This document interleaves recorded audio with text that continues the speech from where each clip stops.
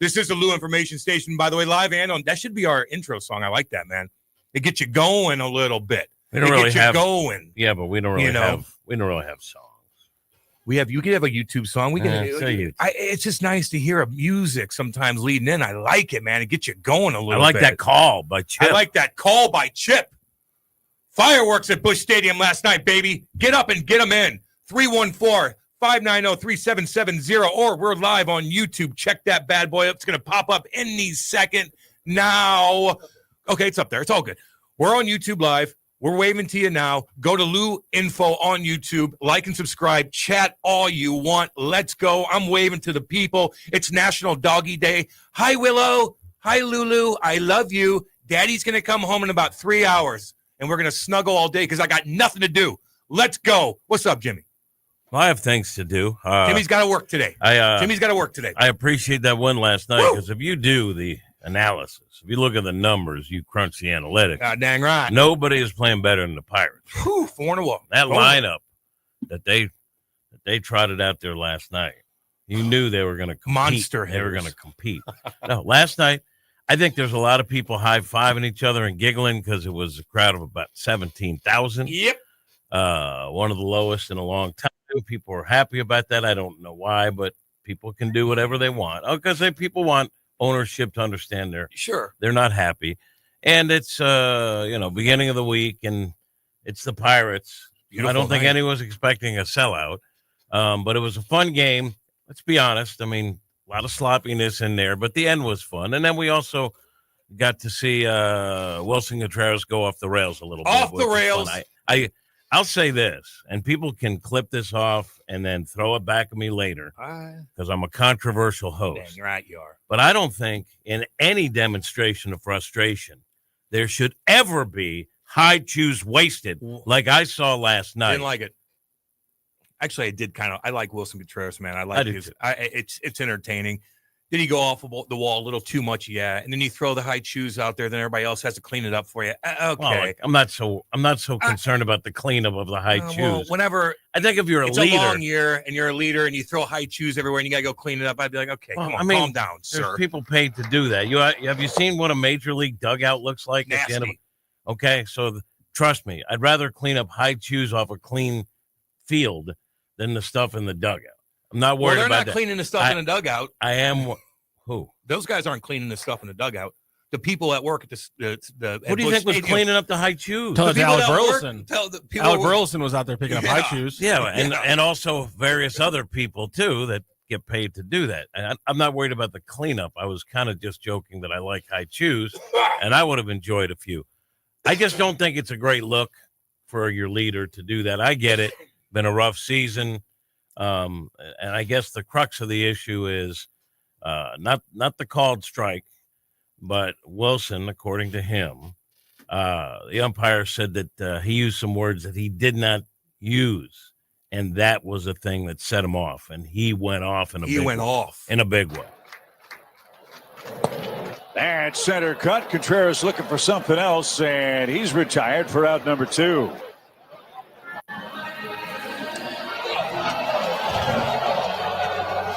And Oliver Marmol just got tossed from this game. Or was it Willson Contreras? Yeah, I think it was Contreras walking away. He certainly continued to look back. He's saying he didn't say anything. Now he's saying all those things he said he didn't say.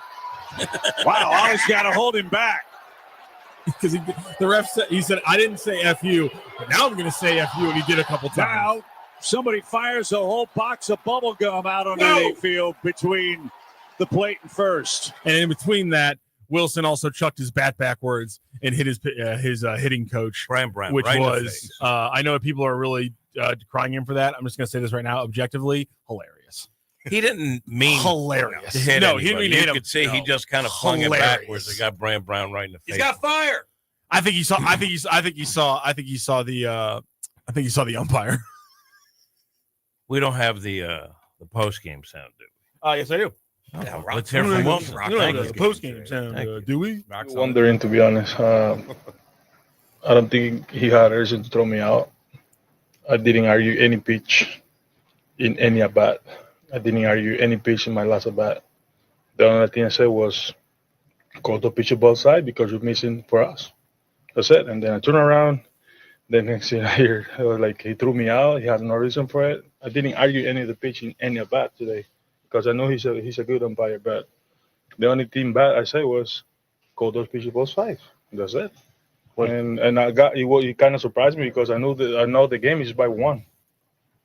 What? One at that point it was by one. I don't want to get thrown out in a close game. All right. So What do you say? He didn't want to get thrown out in a close game. Oh, listen, I'm watching the thing real time, watching on the monitor, and you could see the home plate umpire says when Oli came out to argue, said you could see the words. I'm not a lip reader. He told me to blank, and Willson said I never said that. He mumbled something about call it both ways, walking away. Maybe the umpire didn't hear it correctly. I don't know. But it was fun to watch. Again, I didn't love the optics of one of your veteran guys going off the rails like that. Off the rails. Like that was his worst episode yet, I think. Right? Has he gone crazy like that before? That crazy? He's had some moments. Oh, I've seen it. That was pretty hardcore. Rock loves it. Love You that love stuff. it, baby. There's nothing I love I more. love Willie Contreras, dude. I do. I like the fire, baby. Thinking about getting a Victor Robles just poster on my wall. You know? And Yachty apparently tweeted out, I didn't see enough fire. That was a joke because Yachty would have his blow-ups too. Yeah, you would. But generally, when Yachty would go off, like we were talking about Tommy Pham, like generally those guys, there is something real that sets them off, you know, between like fiery guys like Willson, Yachty, Tommy Pham. So, you know, maybe Wilson's right. You know what I wanted to see there? Hopefully both teams started coming out, which it wasn't going to happen because they were just one-on-one with the ump. Tommy Pham comes in, Willson Contreras kind of separate from the pile, and they go toe-to-toe, baby. That's what I was hoping for. Wouldn't happen. I know. Because I'll bet you Wilson respects Tommy Pham. Usually the guys that respect each other don't go toe-to-toe. And yesterday you could see it. So I interviewed Pham before the game, and he's out Pham, like I texted him and said, hey, I want to put you on pregame, can do an interview. And he said, let's do it at 12:15.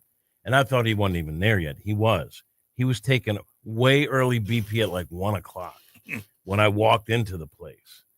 Anyway, you could see John Jay comes over, Victor Scott II, who's rehabbing right now with lateral movement, change of direction move, comes over. Brendan Donovan came over. Those guys respect Tommy Pham. And I think Willson Contreras probably does too. So I don't think you'd see him go toe to toe. Yeah. Well, that's unfortunate because that'd be entertaining as hell. Although that game wasn't entertaining. Who had the best play of the game besides Burly, Rock, you think? Best play of the game. That probably is not going to show up on stats. Where'd you read that? Settle down. Where'd you read I'm that? participating. See, that's why I don't do anything. That right there. You bring me down. No. Hold on. You're similar to somebody else I know that Who? does that. Andy? No. You're similar to somebody else I know that does that. How do you feel I about asked that, a Jim? legit question, Rock. What was the play of the game you Right. think besides Burly? But you didn't leave it. I didn't say that. No, let's at least recap, and then we'll get to that. You said it's not something you'd see in the box score, which struck me as a tweet that someone tweeted last night. How would you know that doesn't go in the box score? Because I just know it doesn't. All right. What was it? It was Rock? Mason Wynn. Damn right it was. Isn't it always? Yeah, kind of. No, but this was different, Yeah, he was. right? We're talking about runners on in a tight game, and we're talking Leahy gets a ground ball and throws to third and sails it. Yeah. And out of nowhere, Mason Wynn is there to back that up. Now, that's not like a standard backup play. I asked Wynn about it after the game. But he made a great play on that, and the runners couldn't score. A couple of runs would have scored on that if he wasn't in the right place at the right with bad knee and all, right? He gets there. So it was. And I'm watching the Oli post game, and I don't usually ask questions when we're home because there's 20 reporters, but no one asked him about that. So I stuck that in at the end There it is, because I thought that was might have been, and Ollie said that's the play of the game. Yeah. So good on you for Thank picking you. that out. See, that's but you're right. I did see it on a tweet. Okay. See, there it is. All Okay, right. fine. You may step down. Okay, I will. The way you threw that out there, I wouldn't have said anything if you were like, I did see it. play of the game. I wouldn't have said anything, but you were like, and it wasn't. it's not going to show up in the box score. You I know was me like, all all right, too wait well. a minute. You know me all too well, baby. Don't call me Andy again. The Cardinals are awful this season. Come on, Jimmy. Charlie's right. Not great. Charlie's right a lot. I love marijuana. Yeah. I played high school basketball. So that's why I. For 2 years, I pretended to watch most of the games I know. when I really didn't watch them. How would Charlie have answered that question, Cam? Just boxing me in. He probably would have answered it right. Charlie, even not watching the game, he would have saw that somewhere. It's hard to slip too many things past him. Because he's really smart. Yeah. I gotta give him props. I think He would've probably got that. I think it's because he's tall. It's nice to be It's tall. naturally hard It's to nice get be around. tall. It's naturally hard to get things by him. It's nice to be tall. He'll back you down in a basketball game. Still haven't seen that yet. That was a fun game. Not a great, well-played game. But the way it ended, I mean, I like games where there's stuff to talk about. Yeah, of course. Right? You beat the Pirates on a random Monday night. You know, like where the things are right now. You're probably not that excited, but you had a walk-off by Burly, by the way, with 4 hits. Right? And he did. He goes this way, he goes that way, homer dead center. That's fun. First walk-off, not only of his MLB career, of his life. You've been talking about Wait, Burly what? for a long time. What's that? His life, really? Holy Never. crap. Never. That's kind of insane because these guys are always just so dominant. Dominant. As kids, that's shocking. to me. I asked him in college, and he said, I forget what he was like. Jim, I'm not talking about college anymore. And then he goes, only kidding. I go, do you ever have one there? Because he played college ball, pitched a little, and was a good hitter. And he said, no. And I said, anytime? And he said, nope, never before. So that's big. That's kind of for cool. him. Yeah. And yeah, I've been a Burly guy. For a Like long there's time. 2 guys that I always pump up their tires, 2, Wynn and Burly. Because look, I get it. You want to trade guys, you want to get better, you want to take assets where there's redundancy. But I've always thought the 2 guys you want to keep are Burly and Wynn. And Herrera could be on that list now too. Can you do me a favor, Jim? I need you to every time we have a walk-off hit, we need to do something new, which is I need Jim Hayes to rate his ability to dodge the water last night. So you have a picture of you dodging the water on the broadcast light, and I'm putting that up now on the screen. Let me see. So scale of 1 to 10, how did we do dodging the celebration water from the fans or from the team? Okay, a couple of little tidbits about it. Hit me Because with as it. you Oh, know, yes. you like the analytics. Yes, please right? hit me with it. The water. Your X guy- water. What was your X water? Okay, I was fine because I saw it coming. Now, as a veteran, I position myself where I can see the dugout. Nice. So even if they try to flank me, Pro which move. apparently there was a plan to flank me to my right, I just change the angle a little There where I it have is. periphery vision. You know who was the water sprayer this time? Who got you? Or who tried to? It's usually Willson. Wilson was gone. Wilson was gone, Gone. right? Pozo was in on it a little bit at times. It's always the catcher, isn't it? They're kind of like the goalies. And you know who it was? You can just see the hands in that maybe a little. I'm the picture's about to get bigger. Sorry. It's Church. Oh! So Church, look, he's new at this at the big league level. So there wasn't a lot of water in there. So first of all, Burly didn't get soaked. Secondly, Burly not having walk-offs, so having plenty of big hits, I don't think he's been a victim too often of the post-game ice bath. But I think he was so overcome by the moment that he was off his guard, and I had him angled where his back was totally to the dugout, so it was probably my fault. Something tells me that if it's a full big thing of water, you're a little rookie move on the left shoe placement. I feel like I feel like the leather gets a little wet with a full drenched of water. You left the left shoe a little hokey pokeyed, and that might have got you. I think that's fair. However, I think you're leaving the human element out of it, Rock, That's because here's something that the analytics will not tell you.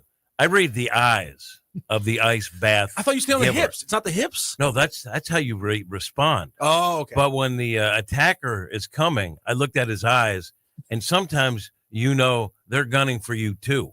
That's what I'm saying. Yeah. So you need a bigger cushion. Okay. In this case, it was Church, and his eyes were squarely on the back of Burly. So I knew I had room for a smaller cushion. So, yeah, you might say that. Great stance. I'm ready to go. Ready to go. Which way? Which way do you want me? But, Burly, I think, was kind of caught up in the moment, so he was taken off guard a little bit by that. Purple tie. You don't like that, or you do? I love that. I think you look I'm good, a baby. huge fan of purple. I wear a lot of purple. So I say kudos on the purple tie. I like purple and gray. I think that's a good you get a little purple and gray in the tie. That's a great move. That's why I love that combo. Rooster from Birmingham says the cat is so quick that shoe would be out of the way before the water even hits. Oh, yeah. Darn right. God dang right. So I checked tickets for tickets to the game last night. Over $20. How can the Cardinals expect me to dish out that kind of cash for a team of losers? 618. What do you call them, a team of losers? Fans are mad. I get it. They should be. It's not been great baseball. But, I mean, everyone on that roster is a loser. Everyone that covers them is a loser. Loser. I'm a loser. Or Nate. Clip that off. You're a loser. Nate. Oh, man. Good morning, everybody. Oh, God. Quit bitching, Cardinals fans and homers. Show title has something about soccer in it. Should be exciting. Well, I mean, Jimmy got me for not putting in the title yesterday. Something happened, so I put it in the title today. What do you guys want from me? And something happened yesterday that was big news. Yeah, that's what I'm saying. And Big news. And I was gonna leave the game pregame and attend the news conference. Yeah, well, no, there wasn't one. Why not? They're doing one today. No. The news was yesterday. That's what they call yesterday's news. Jim, Why wouldn't they do it? A guy told me in college, looked at me dead face, the senior who was working at the radio station, and said, "That's why they call it news." I was like, "Damn, okay, thanks, nerd. That was a good put down." I just have a couple questions, right? I have answers. Because you cover this team, you're there a lot, and You're the guy. That. They parted ways with their sporting director. What's his name? His Lutz. name is Lutz Pfannenstiel. Man. I call him Lutzy. Lutzy. There you go. But why do we call him a sporting director? Because it's Let me finish. the sporting office is what like baseball office. He's got questions. Okay, but the good news is that the president is going to take over along with the technical director. The technical The tech director. guy. We have a technical director in the truck. Why do we have a technical director for a soccer team? Why do we spend so much talking about soccer, talking about definitions? It's like I don't get it, man. Just roll with the punches. No, but explain to me. Why is it called a quarterback? It could just be called a passer. And we have pitchers in baseball. Why don't we just have passers in football? Why do they call them quarterbacks? Like what? But roll with the punches. I'm rolling. They could I'm call trying him. to learn. Why aren't they calling him a pass catcher? Rock. He's not a receiver. He doesn't receive. We don't receive things in America. We catch passes. Rock, calm down. We catch passes. We I'm don't trying to receive understand it, and I'm trying to level myself. What does matriculate mean? That's right. Matriculate? I'm not. Don't Matriculate. please don't. Jesus Christ. Kind of means like you go from one school to another. You do it gradually. Sometimes with chores, I'll matriculate my chores. There it is. I'll do one thing, then matriculate to the next. But I want to learn, and I want to learn from the best. Did you learn? And you're the best. And I was just thinking, I'm upset that they changed this out without having a proper news conference. Damn right. Now, There you go. they don't call them news conferences. Pressers? No. They call them information exchanges. That was for soccer. Oh, my. They call it information exchanges. Getting out of Can I just control. say this right now? That was the most powerful George Carlin energy you've ever emanated.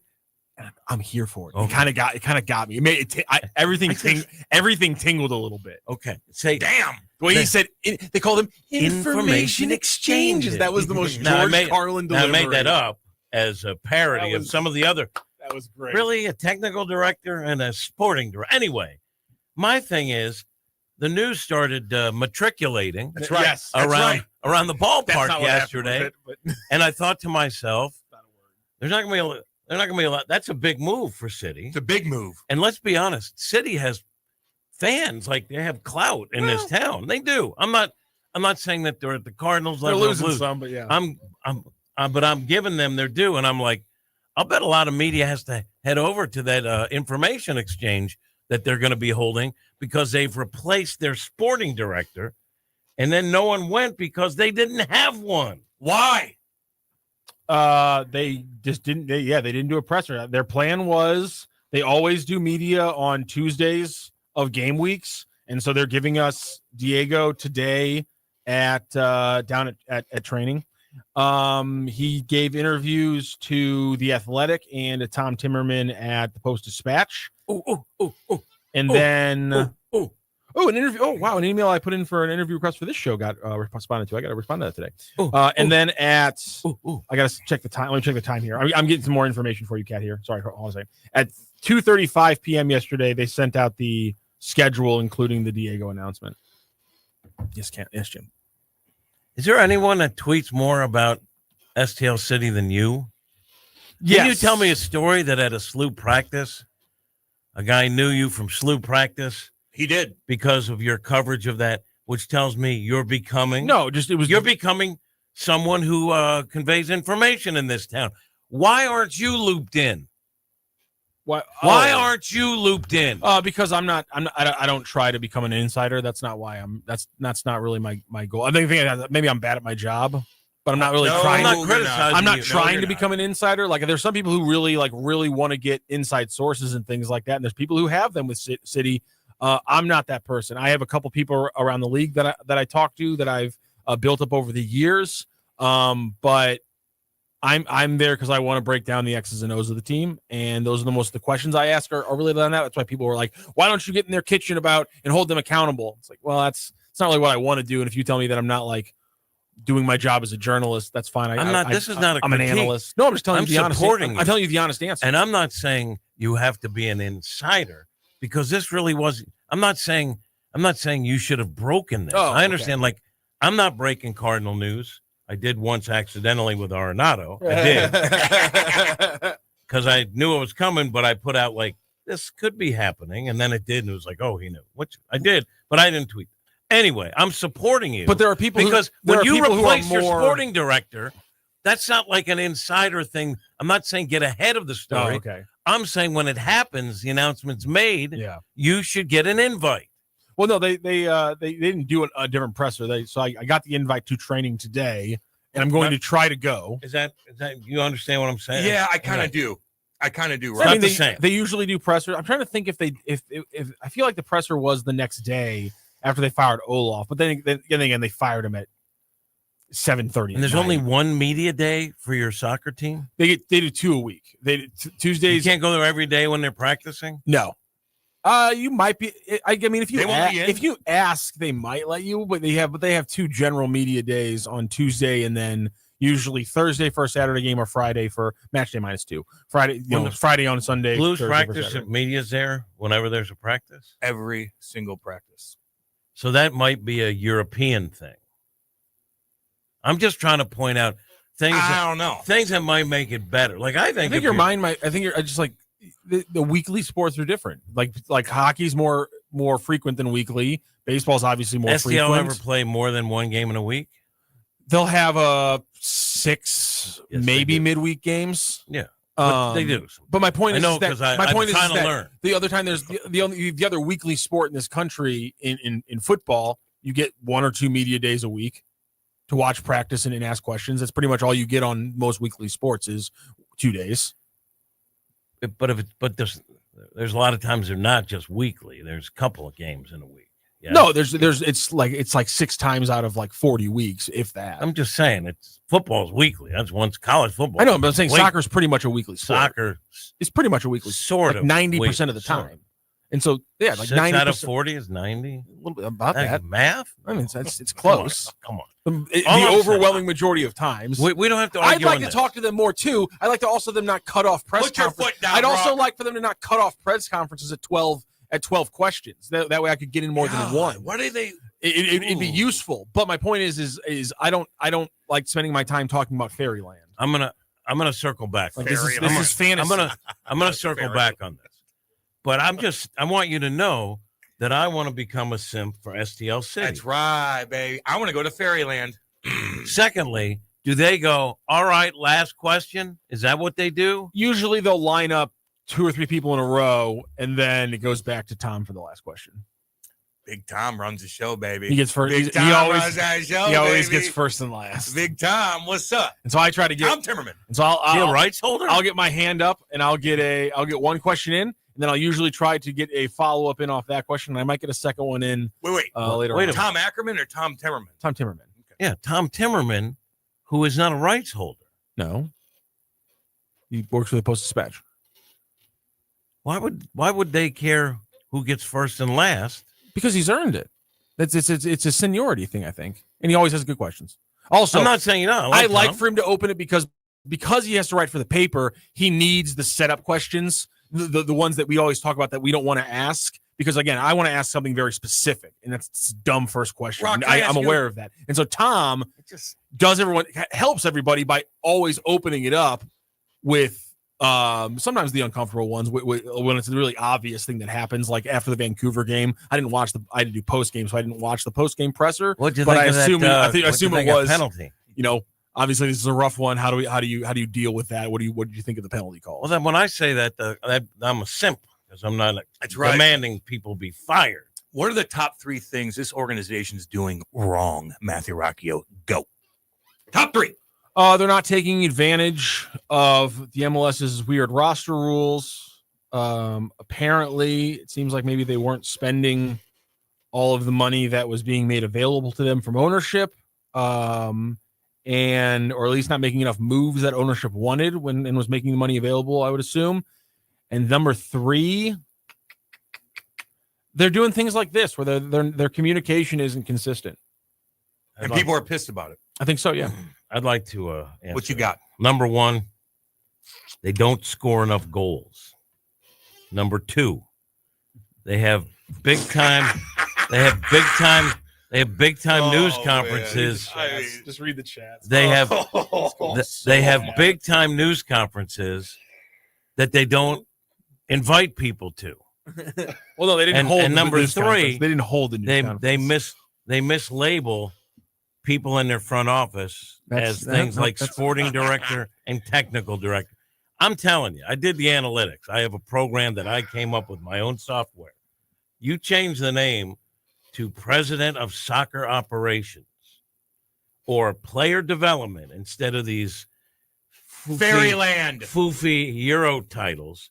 That's worth 3 wins. That is worth 3 wins. Change the titles. Have real news conferences. Most teams where have, Rock can go to and score some goals. Most teams have CSOs. Most teams have CSOs, which is chief soccer officers. I like that. That's cool. I hate that. I think it sounds. You want a technical director instead? I'm okay with technical director. Hello. I'm a technical director. You can if you sing that song, you can do that with any title. No. Yes, you can. Well, I can, except this one demands it. It does demand soccer a little bit. Officer. I'm a soccer officer. See, you can do it with anything. Except the technical director. He had more of a twang. Do they whisper? Excuse me. What are you with the City Club? I am. What do you do there? The soccer officer. You can do it with anything. He's got like a top hat. Exactly. Do they whisper their questions like the dork woke baseball writers do? Wombat. They hand me a mic and then I boom it in a low baritone. What? Do they? I watched the Oli post game. A lot of times you can't hear after a Blues post game or Cardinals post game because you have a big room and you have one person holding what do you hold 10 people with mic? He asked the question. I would like to on the record that I did not start this conversation as the chat is angry. Why? Very, very angry. Why? This is not just this is soccer. It's a big deal. Look at the newspaper. Degenerate Wombat. No one cares about minor league soccer. Minor league. Look at this. Front page. Can I just say this? Well, I mean, this isn't print journalism is what we should be. This isn't purely a soccer discussion. Starring it. This is soccer adjacent because we're talking about one of our team members in Rock who wasn't getting treated properly. I don't like that. They didn't hold a press conference that I wasn't invited to. They simply did not hold a press conference. No, they should hold a press conference. Well, they're having a scrum today. where Diego is going to Diego. do what he does to every single one of my questions to him, not answer it. Really? What questions? He doesn't answer questions. I hate Diego. Whoa. Army answers questions. I don't like. Listen, I like slapping you around a little. I don't want other people Ollie doing answers it. questions. No, the thing is, he's good at his job. You don't want people like him giving straight answers. Yes, Yeah, you you do. do. Yes, you want do. that- That's a lie. do. That is a lie. You want him giving salesman answers. What kind of No, you question don't do you like ask? that. Give me an example. See, this is interesting. He to doesn't me. answer your questions. So I'm trying to learn. when we're talking about soccer too much. We're past the They're half-hour fine. mark. People are going to be pissed off. Don't they? Um, People on the line, just listen to me. He's a technical director.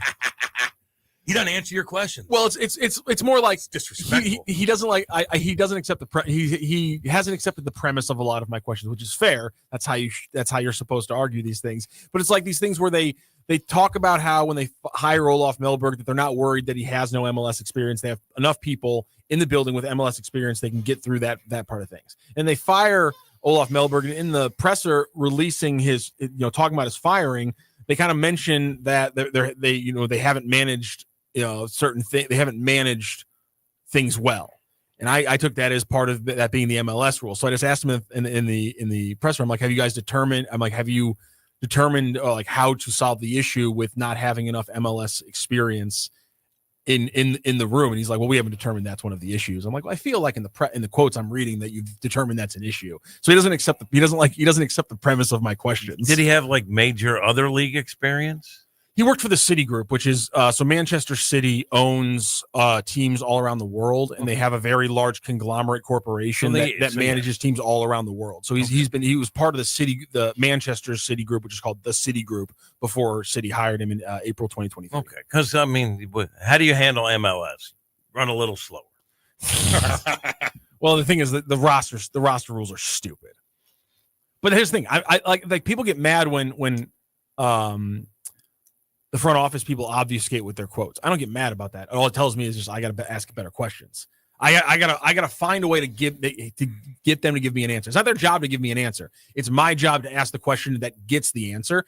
I haven't done a good enough job to get a good enough answer from sometimes Diego. they're not giving it anyway. And sometimes they're not giving it anyway. And that's the thing is that's what I feel in when they're firing people 2 months into a season, they didn't want to give an answer. And I'm okay with that. I respect that. I want to also say this as we wrap up our soccer, what I would consider soccer adjacent discussion, because I want Rock to be, of course, I want Rock to be there front and center. He's my soccer guy. I want to be a soccer center. But I will say this about STL City. I have fun because it's a different sport. I don't know enough about it. Same with baseball. But here's the thing. I know firsthand that there's folks at the Cardinals that are like, have you seen the atmosphere at an STL City game? We need some of that. So they've done a lot of things where I know this city this season has been a disaster, but I'm a fan of STL City, and they have done an awful lot right. Now, maybe rename some of your executives, and when you have a big news story, have a news conference and let Rock ask some questions. Answer the questions when he asks you. Yeah, answer the questions. But that's all walks of life. You're going to run into. I am worried that they're going to start it a little bit earlier than the noon schedule. And I'm not going to be there on time, so I'm kind of worried about that. Why? Now. So because sometimes the start time's a little bit nebulous, and I that show doesn't finish till 11:30, and the presser's at noon. I'm gonna be booking it. Get on 40, baby. McKnight to 40. Cruise on down. Oh no! You got to take a left. Get on Lindbergh. There's no lights on Lindbergh. Oh, you go. Okay. Yeah, there's no right. lights on Lindbergh between here and 40, except for the last 2 or 3 until sitting right there. All of a sudden, you look down and you're going 55 and a 40. Haven't seen one. Seen one. I see him all the time. Seen one since February. And they fixed Lindbergh right there by the shack too. By the way, just so you know, February on that stretch. Just so all y'all know, you could finally go down Lindbergh where the shack is, and you don't have to go a detour for the last year and a half. Can we get Maddie and Brandon on this week? Need Mizzou talk. Rock doesn't know shite about Mizzou. I beg to differ on that. I got to stick up for my boy here and there. It's a big Mizzou week. Playing Thursday. But you know a lot about Mizzou. Can you just let them know? Just shut their mouth and say that you know about Mizzou. Yeah, I mean, His confidence. Say what's confident. His confidence is gone. I covered the team I covered the team for all 4 years We that I gotta was. build you I up. covered the team for all 4 years when I was down there. Yes. I broadcasted their first ever Yes. SEC game. Come on. I mean, Come on. yeah, I know what I'm talking about with Mizzou. Get There out you of go. Just because Get on with yourself. Just because I don't go down to Columbia anymore because I'm a sad sack doesn't mean I don't know Mizzou. we gotta Come fix on now. that too. I think Rockio. I'm an We have an to emotional fix it. person. I know you are. I haven't cried lately. I got to get that out. We gotta. Sometimes it's good to cry. Just watch what a Jim- sad movie, That's what Jimmy V said, baby. or watch like little puppy things on Instagram. It gets me Laugh, going, cry, and learn something. You know. Sometimes I'll look at a puppy thing and I'll start crying. I'm like, geez, Louise, my estrogen high or something. I don't know what the hell's going on with me. Don't know. I get disturbed, but I don't cry. If I see, it depends on the mood. If I'm drinking, maybe I'll get a little emotional. I don't know. But I would not. I mean, I don't think there's a place that I would like to go that I wouldn't go because of bring back bad memories. I don't know. Can you think of anything? No. I can't either. No. I know. You know, I want to go back maybe to an Genesee. airport. That brings me back bad memories, but I got to do what I got to do. I bet you if you went down there, you'd be happy. What are you laughing about? I just think using in airports the one place you don't want to go back to is funny to me. Unless it's a private airport. There you go. There you go. There you go. All right. We're going to go to break. We'll be back. Don't go anywhere. We're live on YouTube at luinfo.com. You guys can chime in too on the text line 314-590-3770. Don't go anywhere. We'll be right back. This is Hot Take Central 2.0. You've seen this. It's brand new. Are you online? Oh, hey. Oh, so you're new here. All right, let's get cracking. Okay, then maybe you should check out our website. You're insane. Well, you download songs illegally from the internet.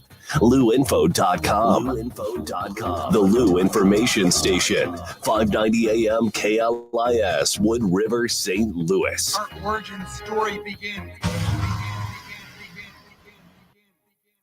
The choice of a lawyer is an important decision and should not be based solely on advertisements. Not sure how to get a lawyer after an accident? Call Brown and Crouppen. We'll walk you through it.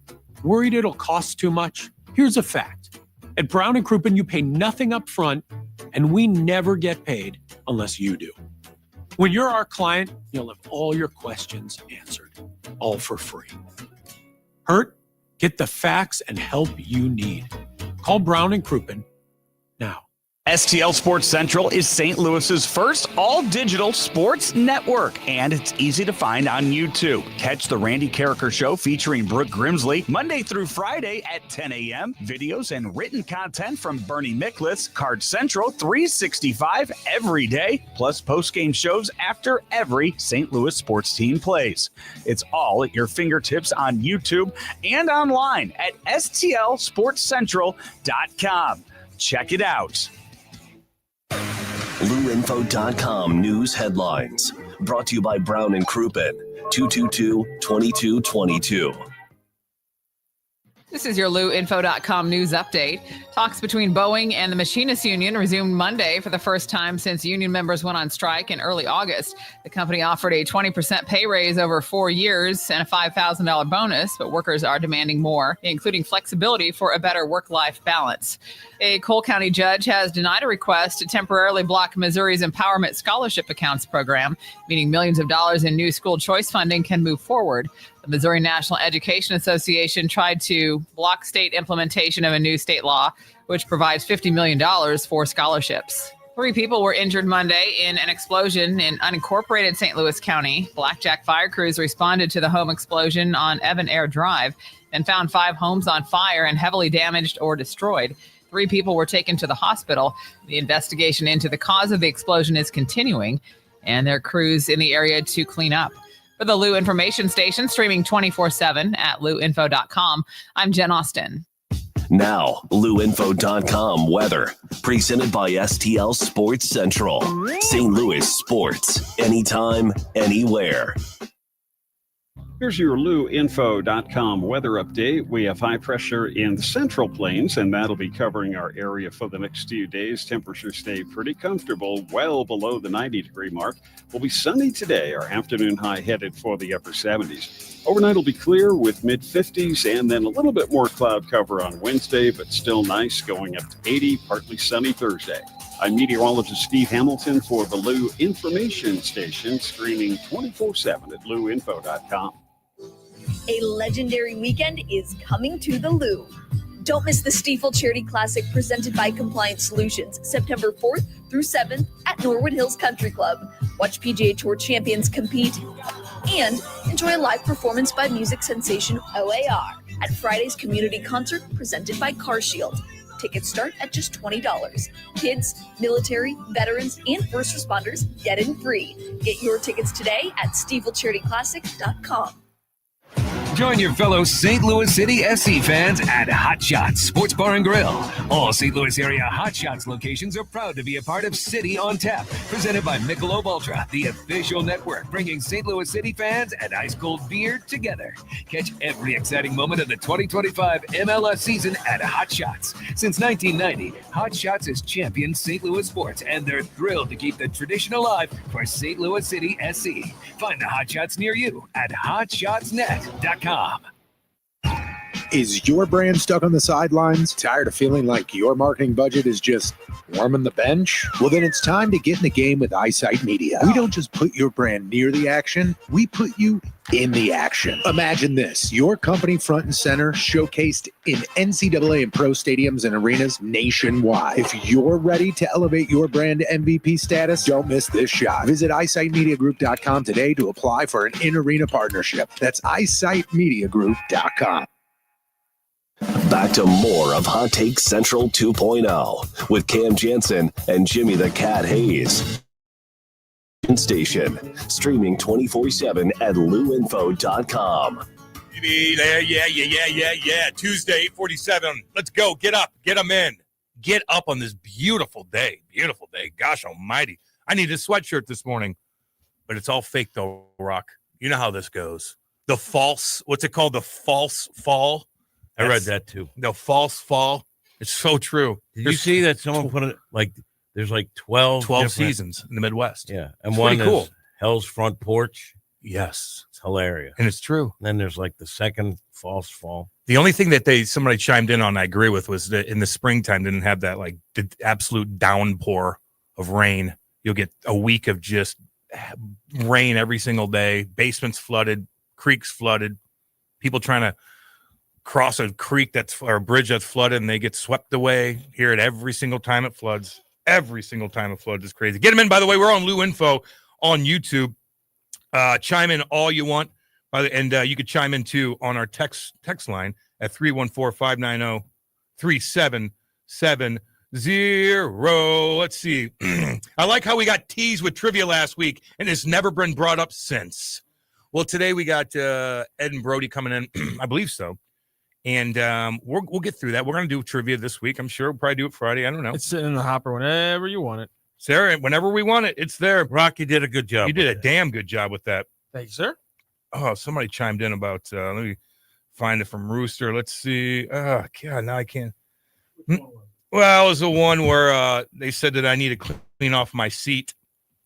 Oh, yeah, that was like the very first comment of the show. Oh, it was? I got it right here.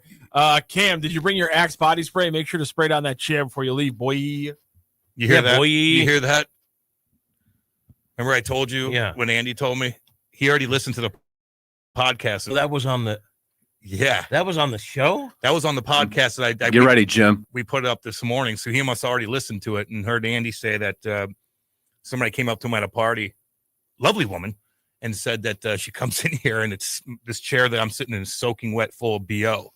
And Andy told me that, and it brought me down because I'm already self-conscious. Women, they are hot. The way I smell and look. And then he has to say that. I was on cloud 9 walking in there. Felt good. Healthier in the morning now. You felt like you had just signed a contract in San Diego and your wife took a picture and posted You cracked the thing open and you're like, but you didn't know that she was taking a picture even though you were smiling for the camera. They may not like the way we smell. So I'm going to have to wipe this chair down. No, you don't. Say on radio. Just do it. Just do it. It's a substantial hole. So a lot of trans news. God, I love you, Well, Frank. if you stop listening to our show, go listen to Brendan Schaefer. There's something terribly wrong with you. Terribly wrong. That is like a match made in heaven if we've ever seen one. COVID Andy right there. He had to do that interview. Had to. COVID Andy. That's funny, man. I can't believe you let Andy get in your kitchen like that. Well, there's some truth to it, I guess.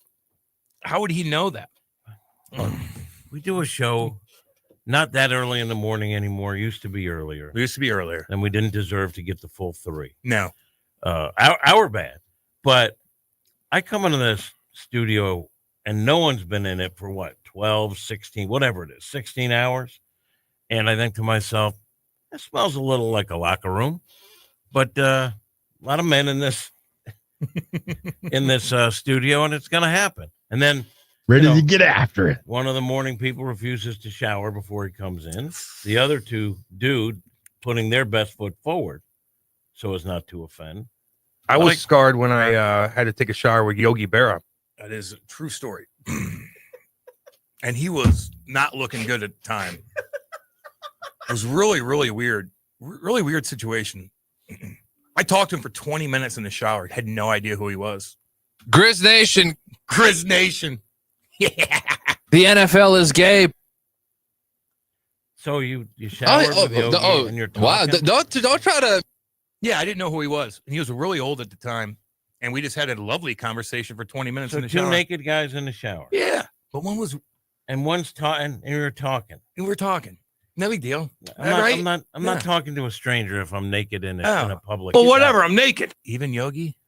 If I knew it was Yogi, yes, you didn't. Yeah, but I'm in the Watching Devil's me locker room. He's got to be naked. somebody important. You were walking around naked? Yeah, in the locker room. People don't come in and out of. That's context. That's fair. You know, I kind of feel naked. So I'm like, this guy must be pretty damn important. But I couldn't put 2 and 2 together. You want to walk with me in hell? You know, I get that's different. That's Yeah. context. You knew that it was a VIP. somebody. Of some sort. Yeah, somebody. Yogi Berra. Yo, Damn good shower, Rock. It was a damn good shower.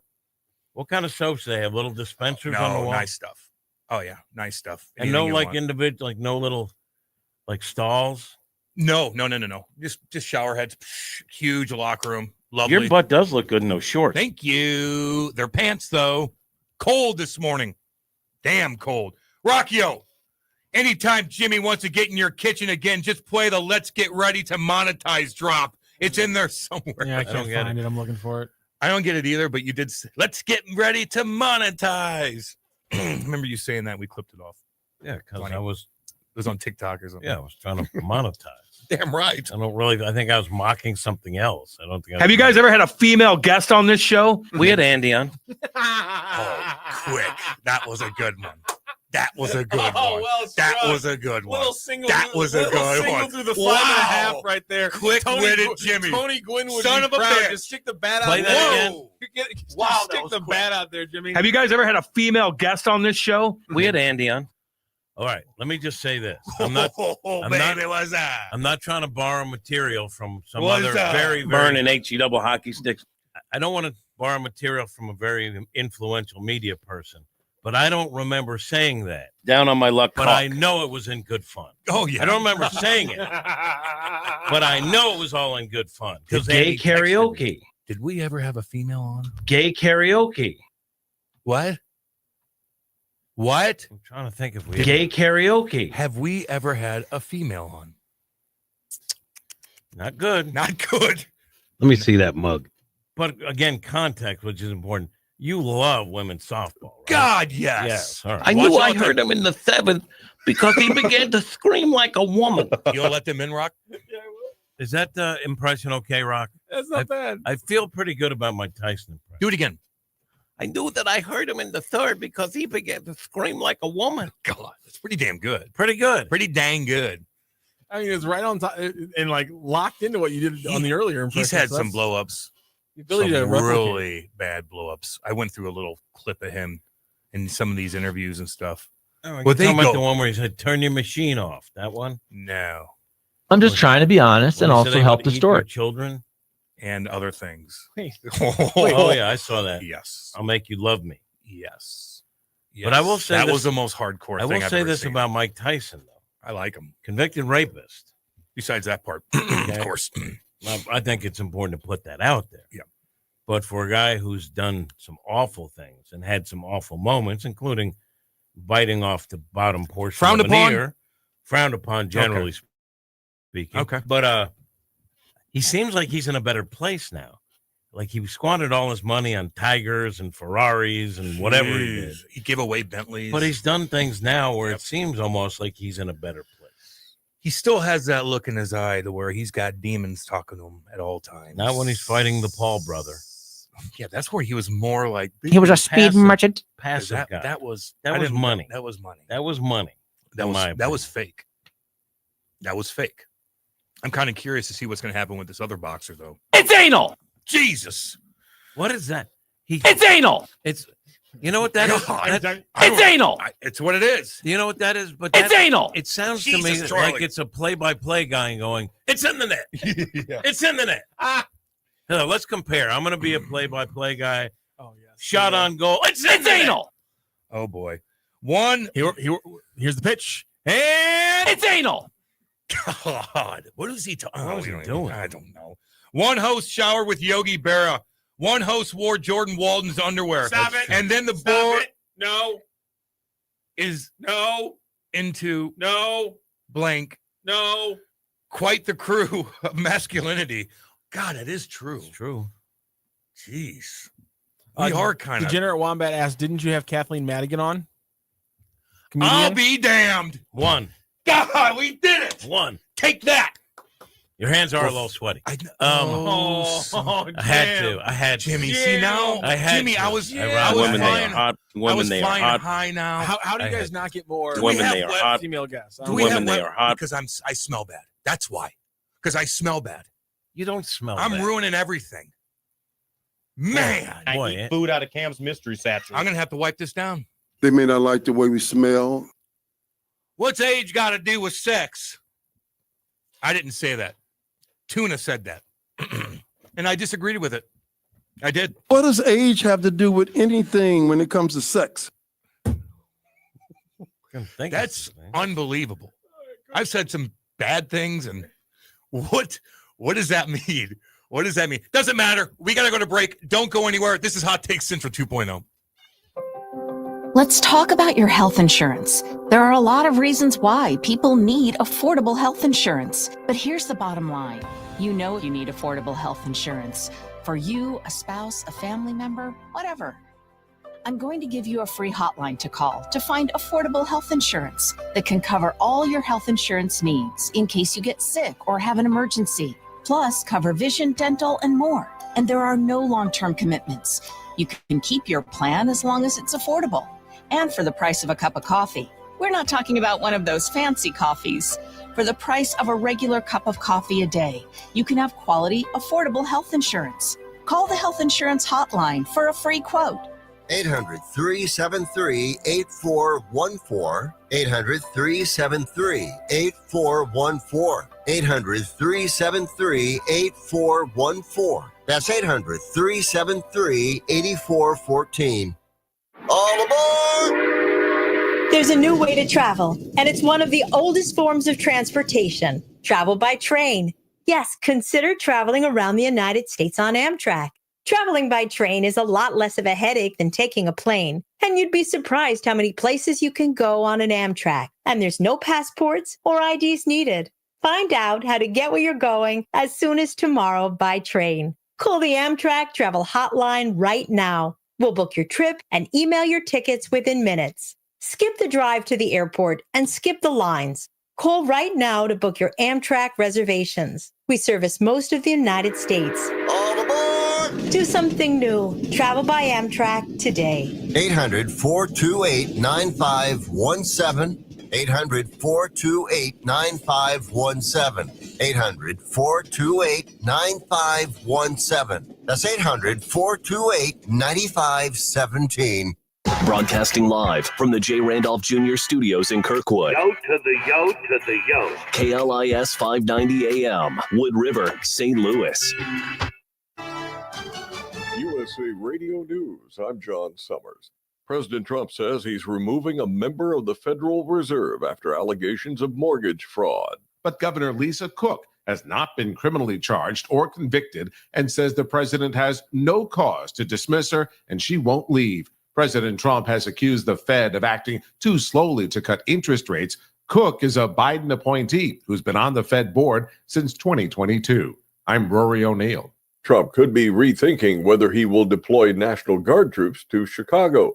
Trump said he may wait until he gets a request from Governor Pritzker to do so. I didn't get a request from the governor of Illinois, who is affected maybe more than anybody else, right? And I think until I get that request from that guy, I'm not going to do anything about it. Pritzker says he isn't inviting Trump to send the National Guard to Chicago to combat violence. Authorities are investigating what caused a house near St. Louis to explode Monday morning. Spire Energy says there were no reports of a possible gas leak ahead of the explosion in North St. Louis County shortly after 9. The company added it didn't find any issues with its natural gas infrastructure in the area. 5 people were injured in the blast, including an 18-year-old in critical condition. Travelers will pay a little less for their Labor Day weekend trips this year. Maggie Vespa reports, according to AAA, the price of a domestic round-trip airline ticket about 6% lower than last year at this time, and hotel rates are 11% cheaper. The cost of renting a car down too. For road trippers, there's more good news. Gas prices remain low, matching the summer average from 2021. AAA expects the national average price for a gallon of regular to be under last year's $3.33. Labor Day is, for many, the last big holiday weekend of the summer. From America's News Network, USA Radio News.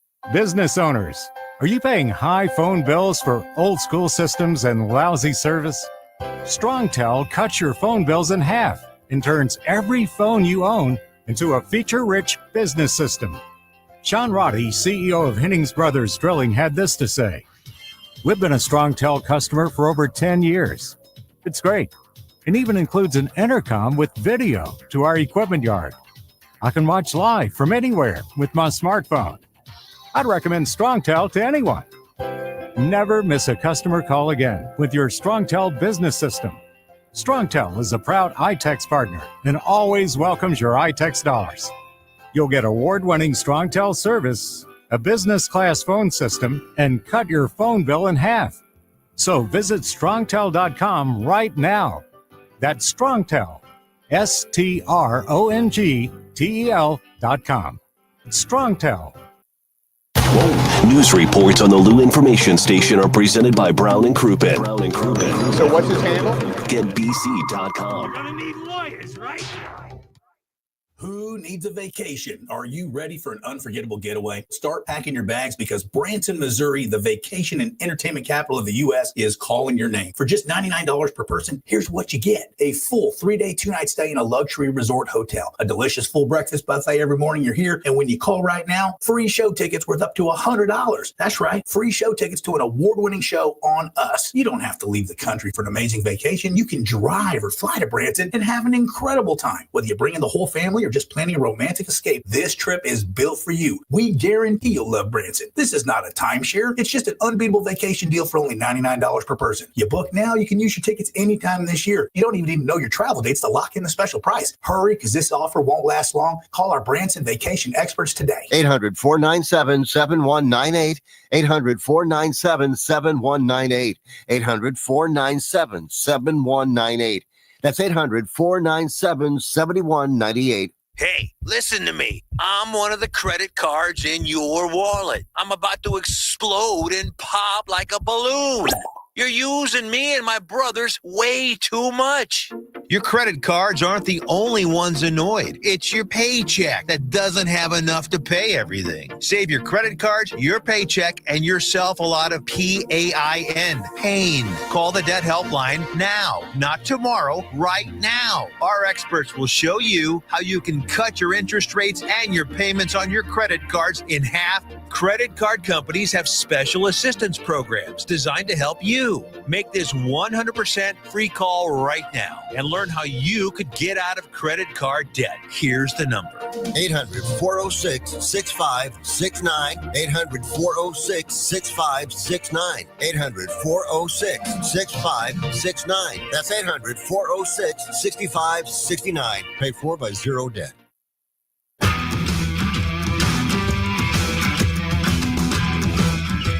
The Lou Information Station presents Hot Take Central 2.0 with Cam Jensen and Jimmy the Cat Hayes. Yeah, let's go. 9:05 on a Tuesday. It's beautiful out. Let's go. Get up and get them in, by the way. This is the Lou Information Station live and on demand at louinfo.com. We're live on YouTube. Go to Lou Info on YouTube.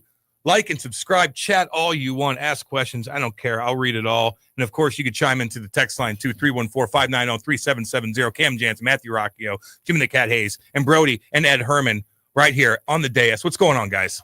Oh, we are just here to have fun. Great. Doing our better. thing. Man, it is gorgeous outside. I don't want to be in here. I wish we could take the whole show, put it out on the pavilion. Rocchio. I mean, the level. Ed, you own a piece. I mean, you can make that happen.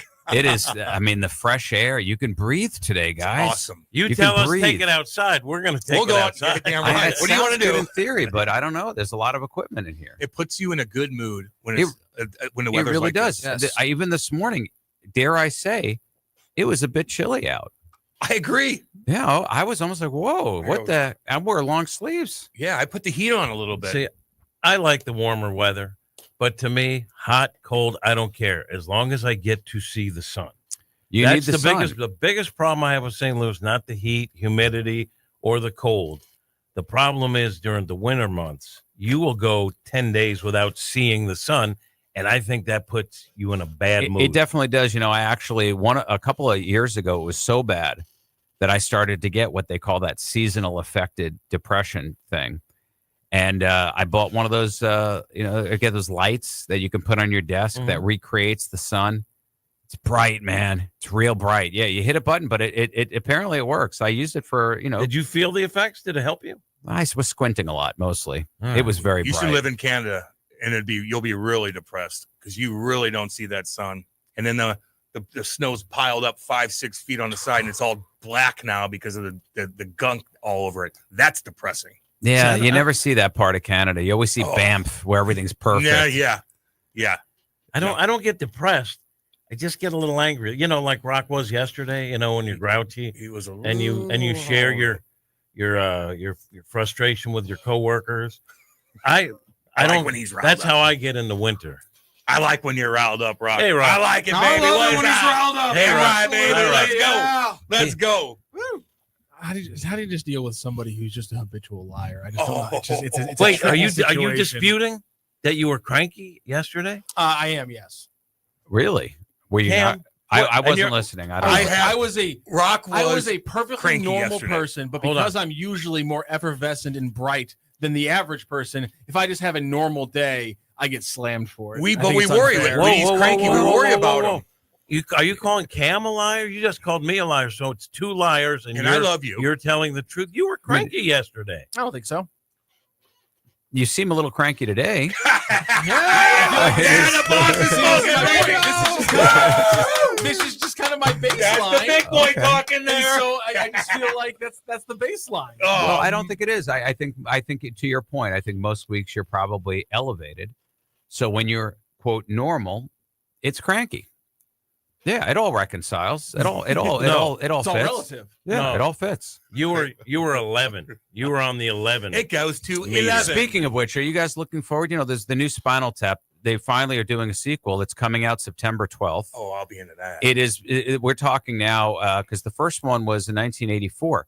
This is 41 years later. They got everybody back who's still alive. Who's not? Which one's not? Well, the main people are all still alive, but like the guy who was playing their manager passed away a couple of years ago. But like, no, the everyone guy with the wood, the guy, right? He said no. He had the goofy hair and the manager, road the booking manager, agent was like a blonde guy. Yeah. and he always carried a piece of wood around. Oh, did he carry a piece of wood? Yeah, I don't know. My favorite line that he has is when the gig in Boston gets canceled, and he says, "Don't worry, it's not a big college town." That's great. It's one of my all-time favorite comedies, and Me too. Even though I know the sequel can't possibly live up, I kind of feel like, but maybe it can still be amazing. And the new soundtrack has been previewed on Apple Music and everything. You can't get all the songs, but Stonehenge, which was one of the big songs from the original one, it is on the album as performed by Elton John. And let me tell you, it's good. And I'm like, wow, what a cool move to have that big booming Elton John voice singing Stonehenge. It really turns that song from kind of a parody into kind of a legitimate jam. I've listened to it a lot. Is it a movie release or a streaming? No, full theater? movie release. Yeah, but you know how that is these days. they release it in a theater for like 2 weeks, and before Yeah, you then know it it, will be right on streaming. Amazon, it's popping up on Netflix, Amazon. I like that though. Oh, I don't me mind too. that. Me too. I'm too busy. I can't be watching going at out. home. If it weren't for Jeremy, and you guys know Jeremy Corey, everyone in town knows Yeah, he's on Jeremy. Wrestling on the Spectrum every week. Right. If it weren't for Jeremy, I don't think I'd ever go to the movies anymore. Like I used to go every weekend growing up. Like that was my thing. I went to You everything. worked as an usher. We should talk about that. I did. I worked as an usher. I loved it. Now I don't go to anything, but he drags me to that Alamo Draft House, which is a beautiful movie theater at the Foundry. It's a really great theater if you haven't been there. But he drags me about once a month, and we'll see something. We were supposed to see that Nobody 2 the other day. That did you see the first one? Pretty good. I don't Bob think I Odenkirk. saw it. Yeah. I mean, normally It's I'm fun. It's one of those like a John Wick. It's man versus an army, but you root for the man with a comedic flavor to he it. brought a little comedy, Yeah. and he brought a little bit more like he looked more like a regular guy than Keanu, who looks a little bit more like a box office star. But even I hate to say it, but I first saw John Wick for the first time this week. I had never seen it, and then somebody said, "Oh, you like Nobody? If you like that, I guess you like the John Wick movies." And I'm like, "I've never seen them." So like, "Oh my God, you have to see it." So I watched the first one. I thought that was pretty good. It just shows you how little of a plot you need to kind of get the ball rolling on a good action movie. Literally, the guy they killed his puppy. It almost sounds like a parody. That's why I didn't watch it. But you know what? Because of the puppy. But listen, the irony is they kill like 200-300 people in this movie, and the only image that stays with you is the dead puppy. It's funny how that works. Yeah, because people suck and puppies are great. Yeah, That's right. Exactly. So I saw the first Wick, not at theaters, and I thought, okay, it's enough for me because of all the action, well done action. He killed 300. I just was flipping through different movies that I had on my phone that I ordered, and the last one, I don't know, because they've made how many of 4 those of them. now? Yeah, Like I don't know if it's 3 or 4. 4. Yeah, it was too many. Like they killed 300 in one scene. It's and insane. I have to be able to suspend my disbelief just a little bit. You know what? Just a little. All right, he could kill Yes, 300 for the movie, but not in one. See, but you're suspending it even more than that if you think about it. Because let me tell you where my sick mind goes. These scenes where all of these nameless people are just being like neck snapped, in a knife in their sternum, and getting shot up, and all I think is that his mother gave birth to him and held him in her arms and loved that little baby, and now look at his inconsequential demise. And I think that over and over and over again, and it makes it hard to enjoy those movies. I just think, my God, these people had lives. They were human beings. They had parents. They had siblings. They may have children. They made bad choices. They made a bad choice somewhere along the line, and now they're forced to sacrifice their life, not in the name of the business, but usually because the guy who runs the business has some entitled snot-nosed son who messed things up, and now they got to fix him. I'm not pointing to you, son. I saw a point, but let me say this. I don't know. Let me say this. A little bit. But wouldn't that stink if you were one of the henchmen, right? And you're like, why are we going after this guy? And the other guy's like, just do it. We're being told to do it. It's your job. He's like, yeah, I know, but I thought we were going to be like, we're working big business. We're running drugs. We're running guns. Like, that's the business I got into. Why are we going after this guy? They had good dental. Yeah, They had and good the dental. benefits. They don't. But like this, what did he? He's in some dispute with the boss's son, and you're like, oh God, I can't believe I'm going to sacrifice my life because of some nonsense that the boss's son pulled. I mean, my God, does that stink? Rock, were you a Spinal Tap guy? I not in the original run. Obviously, I was a little young, but I saw some ads for it, and I was like confused about what the whole Rocky. It's the whole. It holds up. I've seen it. It 10 holds times. up so well, much. it created Brilliant. It really did create the genre. There had been one mockumentary before Spinal Tap that Albert Brooks had done called Real Life, and that was a mockumentary. That was a fake documentary, but nobody saw it. Spinal Tap became the first one that was done in that style. That became, let's face it, there wouldn't be an Office if there hadn't been Spinal Tap. There wouldn't be Parks and Rec. There wouldn't be Modern Family. All of these shows and movies that are designed to look like documentaries but aren't. I really think owe it all back to Spinal Tap, because the same team did Waiting for Guffman, which is brilliant, by the way. Best in Show, which is brilliant. That was great. For Your Consideration, which was brilliant. I mean, they created a genre, and it's a great genre. So, yeah. It's all I'm the same thrilled. actors, too, I feel like. I love sprinkled a in. comedy troupe. Yeah. I love yeah. a troupe of actors. Yeah. That, to me, goes right back to, like, the early days of theater and Shakespeare. You get a troupe. You didn't know what they were going to do. One week they're doing this show, and next week you're going, the same people are doing a totally different show. I like the filmmakers. Adam Sandler has a troupe of people. Woody Allen has a troupe of people. Christopher Guest has a troupe of people. So, yeah, I love that. We left out A Mighty Wind. Mighty Wind's a great one. Awesome. That's on me to Really, leave that out. Really funny. And that's another one where the funny thing in A Mighty Wind, in a lot of ways, that is kind of like a Spinal Tap sequel, because the three members of Spinal Tap play the three members of a folk group in A Mighty Wind. It's the same three people. They're brilliant. Just hilarious. And That guy they're was so 211. different. Yeah, but they're so different. It shows you how talented They are so talented. these people are. It's, not to say mind-blowing, but it kind of is. It I mean, they embody different people and do it all improv style, Did you which like I love. Happy Gilmore, too? It was Yeah, okay. I have not seen the whole thing yet. MJF was in it, though. That was the I highlight. heard it was just a parade of cameos. That's all it is. All it But, is. you That's all know, it is. I mean, John Daly was kind of cool in it, but I yeah, don't. but I you don't didn't like it. It didn't. Not it at didn't- all. I it- didn't. I Everybody's watched the like first 5 out few. of 5. I'm like, Did you get a pop when you see a cameo, like a reaction, No. or is it just like run of the course? Because some depends people on just who it love is. cameos. Do you ever think, why not me? Why aren't I in there? I was a professional athlete. I played hockey. They only- Like Happy Gilmore wanted to be a hockey player. they Why had am I Sean not in this Avery in movie? there.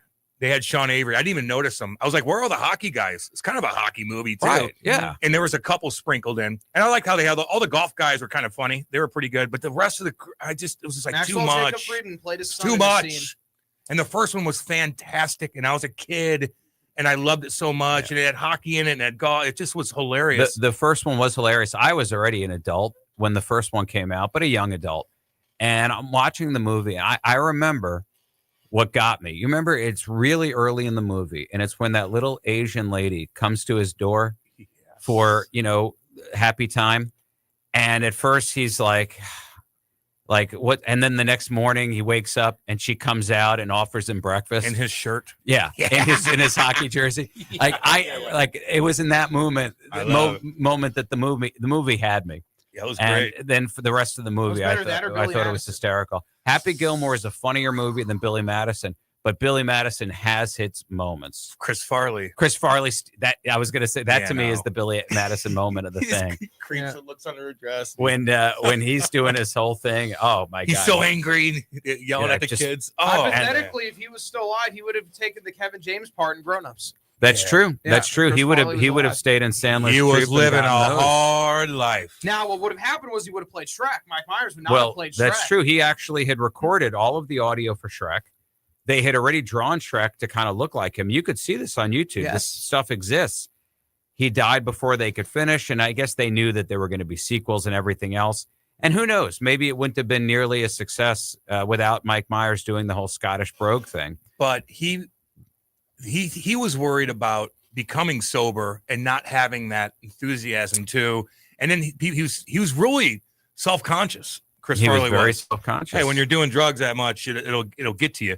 But yeah, he just was living such a hardcore life, whacked out of his mind. Everybody was worried about him. His last time on SNL, when he walks in there, everybody's like, "Oh my God, way overweight, sweating so bad," and people were worried about him. Then that night, a couple days later, he's just jacked up too much on heroin and coke. It was terrible. It was terrible. I remember like we were all devastated as kids, devastated when he died. It was, and again, I was, I think, 1997. Yeah. So I was, 26, and I was devastated. And it was within a year of Phil Hartman dying, and I remember thinking, "Geez, we are losing some of the great ones from the show." Why couldn't it have been one of the people Hartman that died wasn't that 98 or good? 96. I don't remember which of them What went happened? first. I think Farley may have gone With first. Phil Hartman, his wife. Yeah, ooh. It was a murder-suicide. She shot him in the head in his sleep and then shot herself. Bryn Hartman. That was a shock. And, he wasn't even 50 yet. He was He was the most talented cast member ever. in my opinion. He was the guy who really brought that cast together because they were all these young, talented people, but he was the mature, established veteran who you could plug into any scene, anything, and he could make it better. He was talented. He was an actor. He wasn't just a comedian. You know, he really could do it. You know what the scene that it wasn't even his scene. It was Dana Carvey singing "Chopping Broccoli." Yes, but the look on his face, right, like he was feeling the music. Like he's fantastic too, Dana Carvey. Now, he's great. To me, same could be said when he had a sketch with Jon Lovitz, where Jon Lovitz plays like an old producer director, and he's explaining to Phil Hartman, who's one of those over the top over actors, that he's finished in the business. And he says, "You're finished," you know, and Phil Hartman's like, give it to me straight. You know? that. Yeah. And that whole sketch, Phil Hartman's brilliant in it. He also had a sketch, since you never know where the show is going to go. No, that's what's beautiful about it.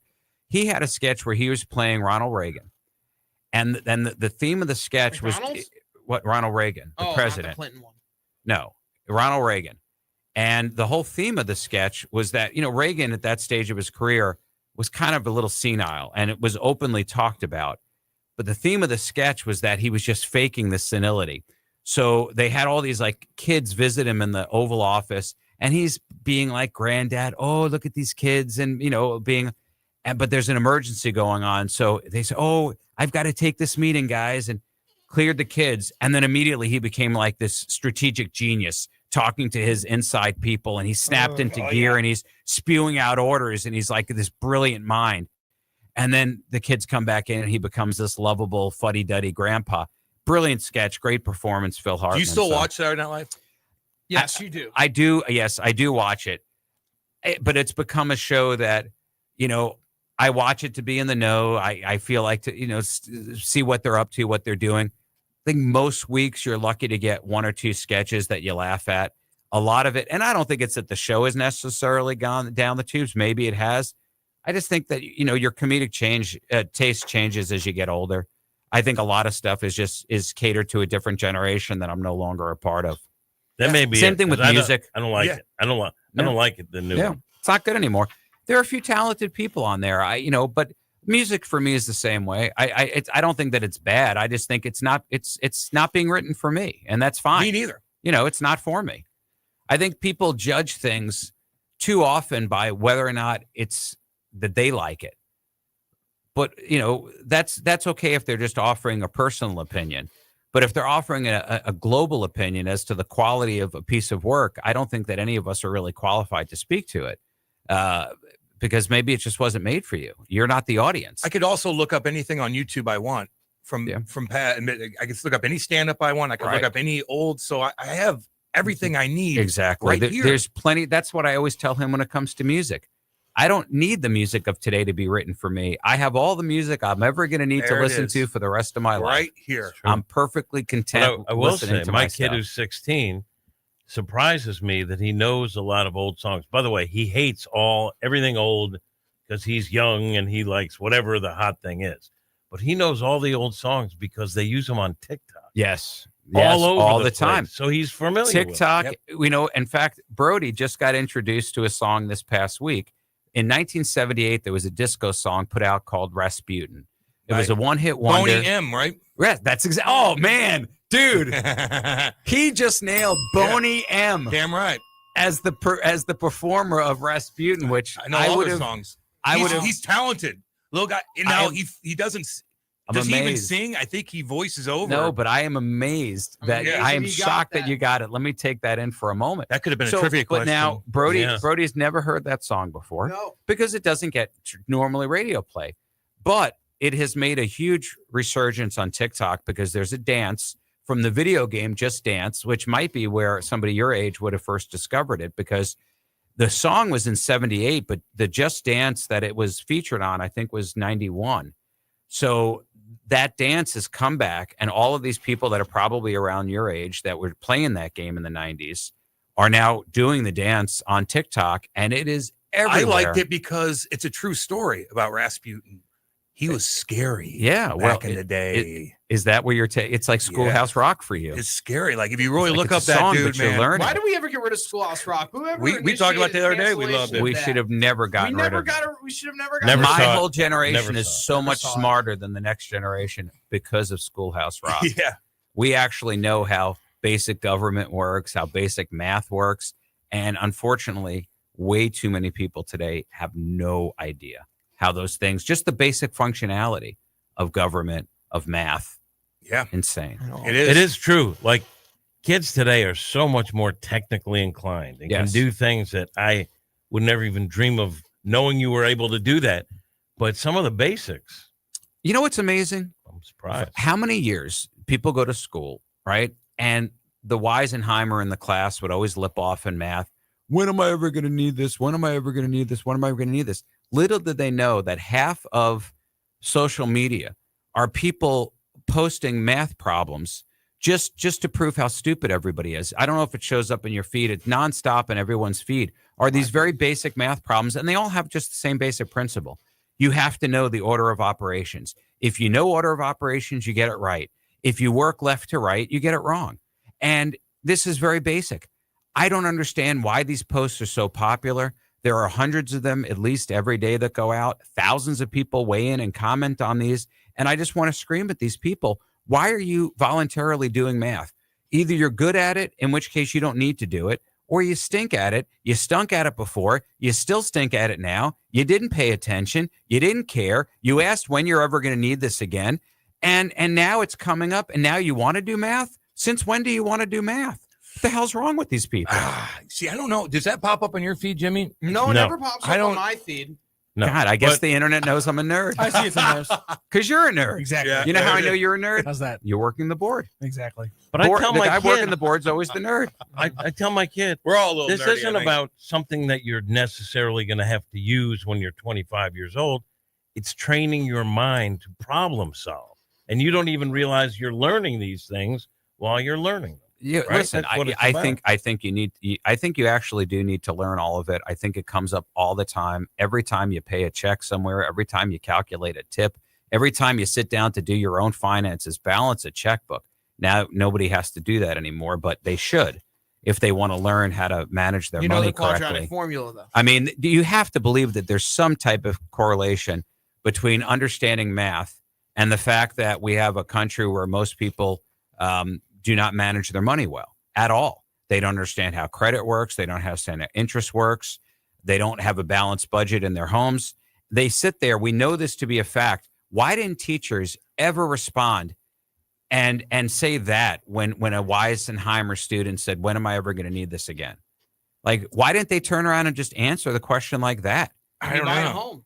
And be like, there are going to be people in this world that have money and know how to manage it and don't struggle with it and live comfortably. And then there's going to be everybody else. Which one do you want to be in? Yeah. That's why you need Monarch Money. a new There app you go, baby. that I knew I'm that was promoting coming. on this Yep. show and also Oh, my nice. podcast called Tell- Serving It Up with Lance Lynn, Matt Holliday, and Kyle Gibson. Monarch Money, someone like me, I just am disorganized. Jim, tell you me get the about app. Monarch Money. I've never heard of them. Okay, so what you do is you download the app. Look it over first, right? Mhm. And you can load whatever you need. It'll keep your investment straight so you can check the return on your investment to see if it matches up with other investments out there. But for me, day to day, I put my accounts in there and I can see where my money goes. All in one place. And that way, if I don't jot it down in my checkbook because I'm in a rush, which I still do use checks, some of your money comes out of your account automatically. It's all over the place. Monarch Money tracks it for you. So if you're disorganized like me, they will solve that problem. Monarch Money. There you have it. there, Jimmy. I may Damn actually good, Jimmy. check that out. Damn good. That's Jimmy. why I'm here. That's why I'm here, God ladies dang. and gentlemen. Hey, Brody, I got a question for you. Sure. Raja. Yeah. Oh, I knew this was coming. Raja. Oh my what the goodness. hell was that all about? That Is he was- going to jail? I have no idea. I don't think he's going to jail. I Whoa. really don't. Yeah, I what really are you don't. talking Go about ahead. that? He was talking about it. So Quentin Rampage Jackson, who's a UFC and MMA fighter's son, Raja Jackson. This was in a WWE ID developmental territory at the time. Now they're discontinuing the promotion. They're cutting ties. Oh, man. They're done. But at the time, this is like AA baseball. So in wrestling, there's the main roster, Raw, SmackDown. Then NXT, which is also on television, is AAA. And then this is kind of like your AA wrestling, right? These are young individuals kind of learning how to wrestle. They're not on national TV. Not making much money. No, not making much money, but, under developmental contracts, some of them are. I don't know if all of them are, but they're in the middle of a match here. And before the match, they're shooting an angle where they're in the back, and Stuart Scott, or I think he goes by Psycho Stu, Raja Jackson, he hits Scott or Stuart, hits Raja Jackson over the head with some object or whatever. And this is all probably pre-planned ahead of time. Beer can, right? Beer can, yeah. And then in the middle of, Psycho Stuart Scott's match, Stuart Smith, I believe is his name. Who knows? But Psycho Stu in the middle of the match, Raja Jackson jumps over and interferes in the match. Now, Raja Jackson's 25 years old. He interferes in the match. He slams him down. He knocks him down after the slam. This guy does not tuck his head. Yeah. This is an inexperienced. These are both, Raja Jackson's 25, and I'm assuming Stu is not much older than him, or he may be younger. Who knows? And he's not the most physically in shape fellow in the world. You can clearly tell I'm getting in shape to be a wrestler, but I'm not there yet. I'm still kind of in that phase of just starting out. He slams him on the mat, and then he does the spot where they do the hammer fists in the UFC, where he keeps striking him in the head repeatedly. Problem is the referee's very young. He's inexperienced. And when as a referee on national television, you would know, okay, let's end this spot. This is done. You've done it. He's knocked out. But he's knocked out already, and he just kept going. And he's actually pummeling him. He's not pulling his punches. Yeah, it's not Stone Cold Steve Austin kind of. No. And the guy is unconscious and openly bleeding. No, he wasn't. He was not bleeding? I don't think he was bleeding. Okay, no, I didn't see it. So I didn't see him bleeding. He was getting caught in the jaw. I didn't see him bleeding. But didn't he break? He broke a bone in his face. He just woke up. The guy just woke up. Yeah. He was out. He was out. He was laying him in way too stiff and got a little carried away And listen, it's not wrong to wonder if it's an angle, because you never know in this business. Listen, look what they just pulled with what's his face, Seth Rollins with the knee injury. But that said, if the guy's got, if you could see it visibly broken with hard, punches. So let me tell you, as a lawyer, I say you got to arrest the guy. Yeah. Nobody consented to that. Nobody prearranged that. How do you know this that, is though? Well, imagine clearly this. The spot Listen, hold on a second. But we know that, let's say, ballet is choreographed also. Sure. But if one of the ballerinas starts pummeling the other ballerina, we know this is not part of the choreography. This has now left our activity and become an assault. Just because wrestling is inherently violent doesn't mean that you're allowed to go beyond the choreography. They have it choreographed. They have it predetermined what's going to happen, how it's going to play out. You do not have the freedom to then go beyond that, to do something that was not consented to, that was not prearranged, was not choreographed, and it was an assault. It's no different. I'm surprised you haven't seen it more in other sports where we know pitchers intentionally throw at hitters. And I imagine if you ever had a situation where we know it was intentional and that hitter, like, God forbid, got killed, went in the head, they absolutely would be charged criminally. Same with hockey players. Marty McSorley did. Yeah. See, when you go past it, was that when he slashed him with the thing across his? Him and Donald Brashear were going at it, and he comes up behind Donald Brashear with a stick, and he said he's just trying to tap him on the shoulder, but he whacked him right in the side of the head. Boom, knocked him out. Brash falls down, hits his head off the ice. He got 50 games, and he went to jail for a while. Listen, it happens, and honestly, it should happen. I'm all for great athletic sport, but I don't want anything inside any sport, including wrestling. Getting carried away on a spot is resorting in an assault. Well, getting carried away in real life also is an assault. What if I'm on the sidewalk arguing with somebody and it's a verbal argument, but I get carried away and take a swing at him? That's getting carried away too, and it's illegal. Without him touching you, and that you guy knock was him knocked out. Yeah. When he put him down. Yeah. He was out cold there. He probably and this didn't guy know he was knocked still out cold. Most wrestlers don't get knocked out cold from that spot. Well, and that's the thing is that, and that's where his argument is listen, I didn't realize he was legitimately knocked out. I thought he was playing his part of really effective. So he was putting in the extra and acting like he was gone. I put in the extra. Maybe I went too hard. He'll have defenses.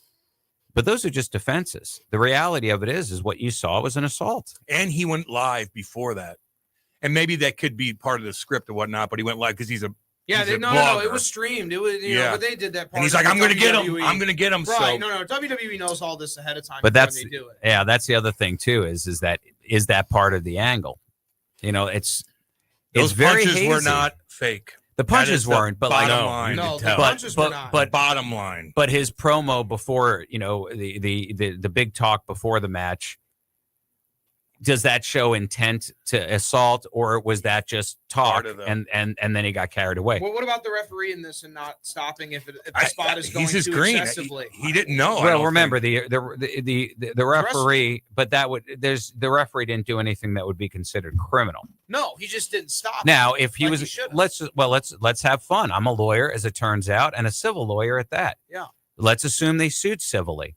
What you're suggesting is he should sue the wrestler who hit him for going too far and overstepping the match, and maybe throw in a claim against the referee for not doing their actual job, which is prevent harm. To allow an unconscious person to be hit even once does suggest some negligence on the part of the ref. I don't think it's criminal conduct on the ref, but if I was bringing that claim, the agent and the producer who also is behind the match, also that they have ahead of time. Well, to go over the spots. I would have to look and see, because he jumps over the guardrail and nobody stops him. So you know it's planned that he's jumping over the guardrail.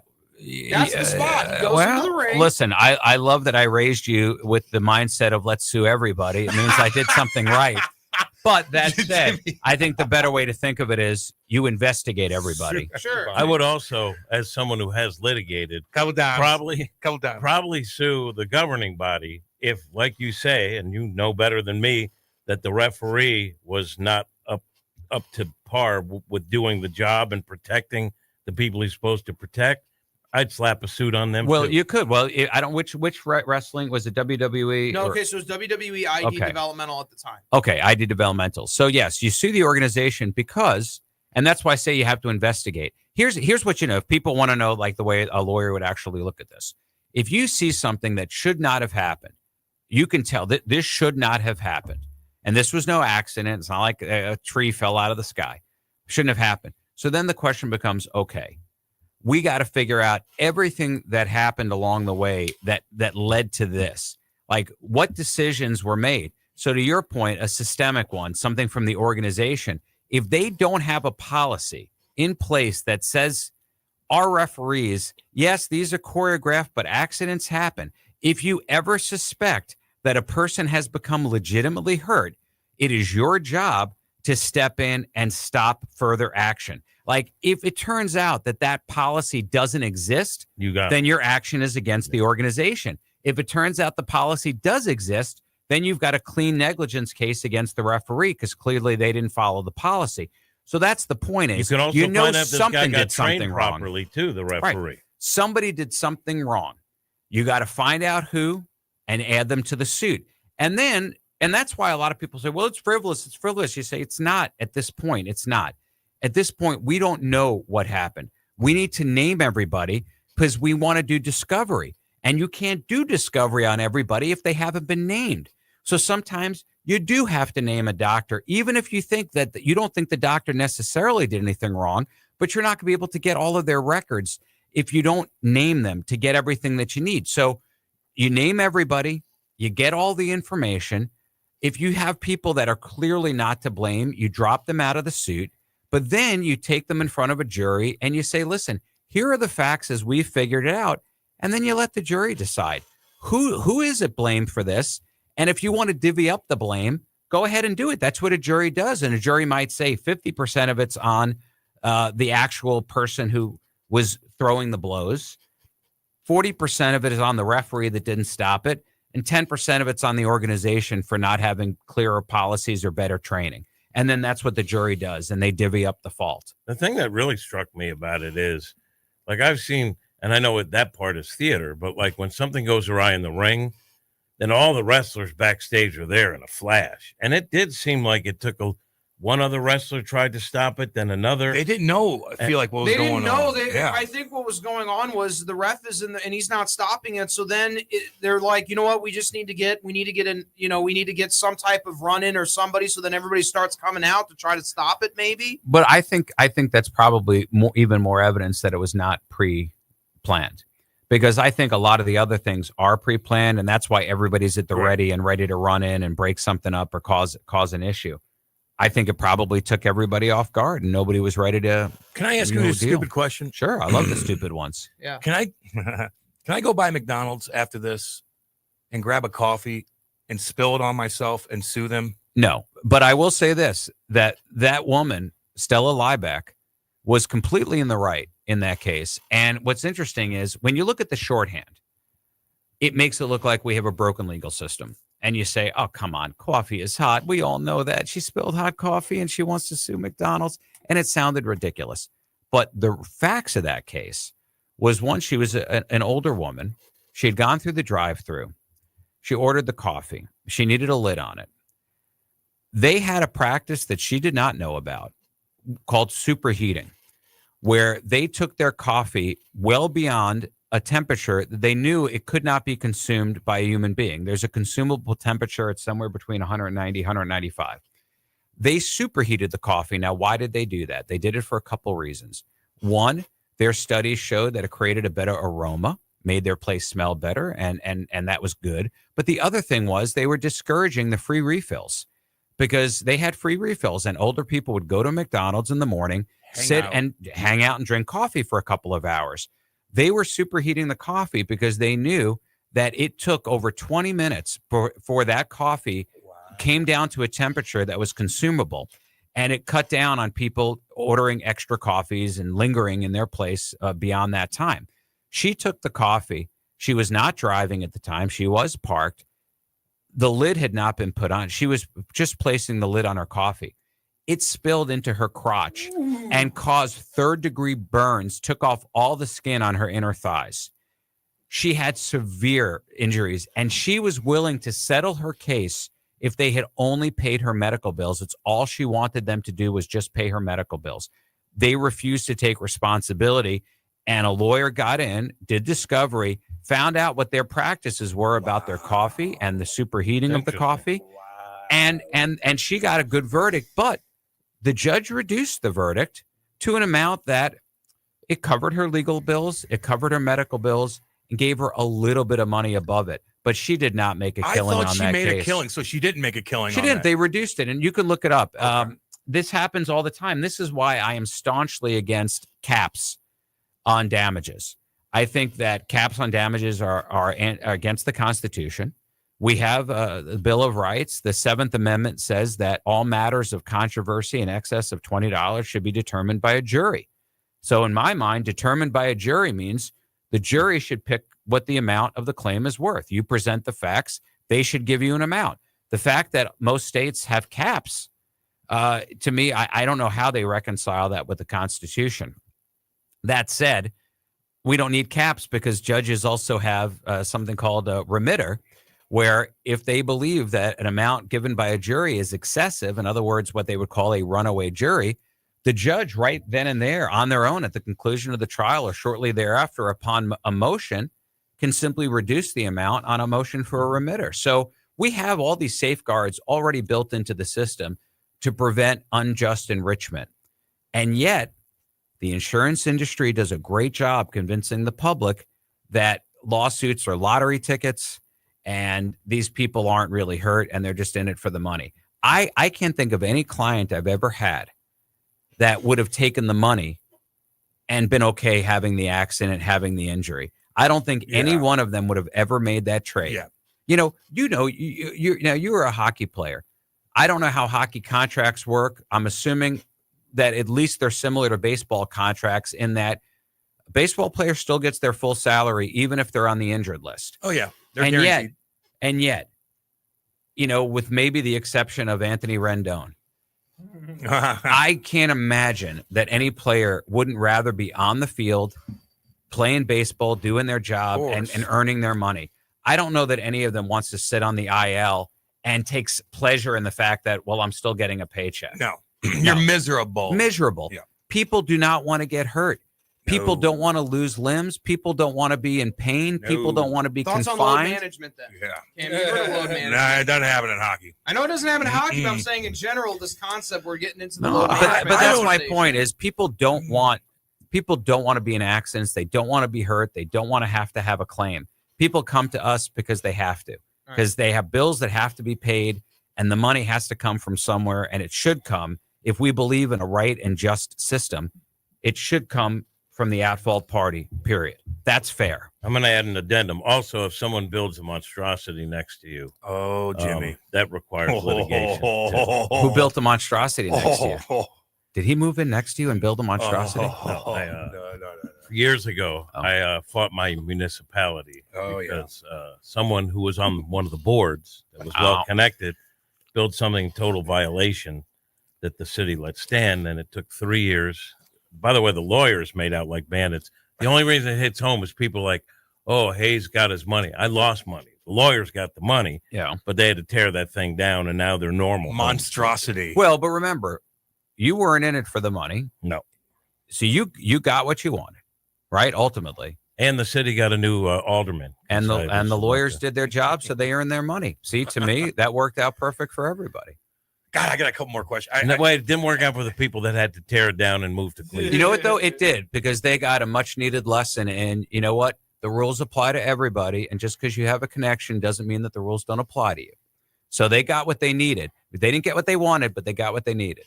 What about if somebody was getting attacked out here and I went out there and saved the day, but I hurt the guy that was attacking some woman? You're going to be fine. You know, people will find crazy examples of good bystanders, good Samaritans who will get sued because they give the Heimlich and break a rib, and everybody says, oh, let me tell you, most of those are old wives' tales. The reality of it is a jury is just like yourself. If somebody's being attacked, you go up, you save the day. Even if you kick the person's behind and you hurt them, no one's going to hold you to blame for that. We're going to pat you on the back, because it really boils down to what world that most of us want to live in. And most of us want to live where you can defend other people and have it be okay. You could actually have gone out and shot a person and you've been all right. I don't want to give legal advice to tell people to go shoot, but understand that self-defense, it doesn't just apply to you defending yourself. It can also be in the defense of others. So if somebody is being attacked, wailed on, even the guy who was punching the guy in the ring, unconscious to the point that he was breaking his face, if somebody had come in and shot that guy in the head, it probably would have been okay, because he was pummeling.